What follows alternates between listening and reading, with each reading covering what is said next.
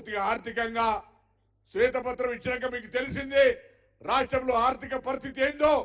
కాబట్టి వచ్చే ఆర్థిక సంవత్సరంలో నా సహచర నా కుటుంబ సభ్యులైన వృత్తి చేసుకునే గీతా కార్మికులందరికీ కూడా మోపడ్లు ఇచ్చే బాధ్యత మాది అనే మాట కూడా సందర్భంగా మనం చెప్తా ఉన్నాం. ఏమైంది ఇప్పుడే కావాలంటే పైసలు లేవు, ఉన్నది ఉన్నట్టు చెప్పాలి కదా.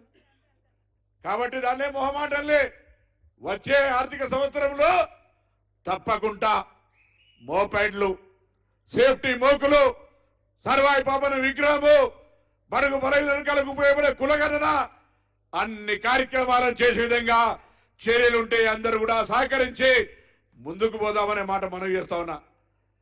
అదేవిధంగా నేను ఇంతకుముందు చెప్పినట్టుగా సర్వాయి పాపన్న ఆలోచన జాజుల శ్రీనివాస్ గారు లేకపోతే మిగతా పెద్దలు అనేక కార్యక్రమాల లోపల బలహీన వర్గాల ఐక్యతకు సంబంధించో, బలహీన వర్గాలకు రాజ్యాధికారం రావాలను, బలహీన వర్గాలకు సంబంధించిన ఆలోచనతో వేదిక మీద ఉన్నోళ్ళు కావచ్చు, ముందున్న అందరికీ ఆకాంక్ష ఉంది.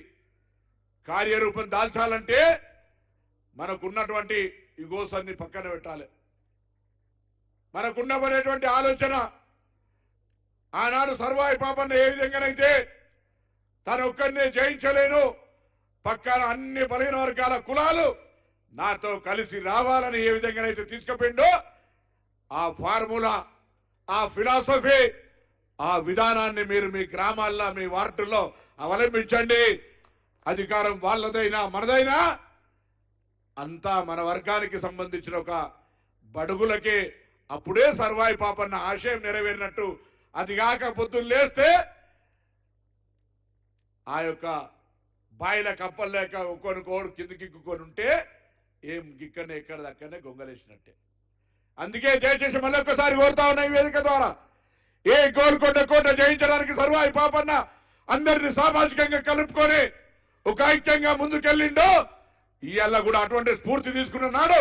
తప్పకుండా భవిష్యత్తులో మనకు సంబంధించిన అనేక మంది వర్గాలకు న్యాయం జరుగుద్ది. ఆ దిశలో పోవాలంటే సర్వాయి పాపన్న ఒక్కడే స్ఫూర్తిదాయకం. ఆయన చరిత్ర మనకు మార్గదర్శకత్వం. ఇంతకుముందు రమణ చెప్పినట్టుగా ఆయనను మార్గదర్శకత్వం తీసుకొని పోరాటం చేయకపోతే ఏమీ జరిగేది లేదనే మాట మనం చూస్తున్నాం.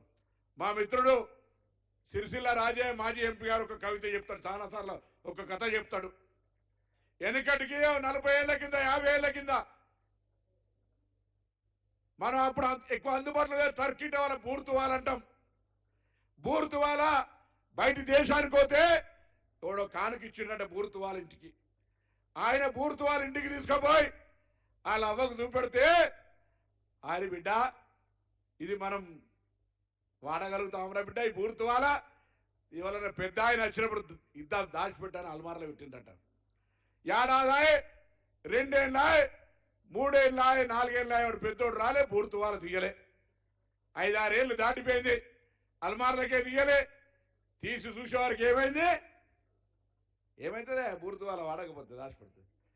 చీకిపోయిందని కూడా చెప్పే ధైర్యం లేకపోతే ఎట్లనే మనకి ఏం చేస్తామే. మనకి అందరికీ తెలుసు చీకిపోతుందని, కానీ గుండెలకే బయటికి వస్తలేదు మాట. ఏమైంది టవాల్ ఏమైంది? ఇప్పుడు కూడా చెప్తలేదా ఇంత అన్నాక కూడా? అన్ని పోయినా మళ్ళీ ఆడికి పోయినావు. పైసలు లేవని చెప్పినా కూడా మళ్ళీ మీ డిమాండ్. మనం ఏం రెడీ ఉంది? ఏం రెడీ ఉంది? 1,75,000 కోట్ల శాంక్షన్ ఇచ్చిరన్నా. నీకేం చెప్పాలి? లైవ్ పర్లేదు, మన తప్పేం లేదు. ఆ టవల్ చీకిపోయింది, ఓవరికి పనికి రాకుండా పోయింది. అందుకే మన జీవితాలను కూడా వాడినా చినిగిపోతుంది, వాడకపోయినా చినిగిపోతుంది. కాబట్టి దయచేసి ఒళ్ళును భద్రంగా దాచిపెట్టుకుంటే ఏదో జరుగుతుంది అనుకోకండి. సంఘం కొరకు, సమాజం కొరకు, మన వాళ్ళ కొరకు, పక్కన కొరకు సహాయం చేయడానికి పనిచేయమని మీ అందరికీ హృదయపూర్వకంగా దండం పెట్టి కోరుతా ఉన్నా. ఇది కూడా రుచించలే. ఏం చేస్తా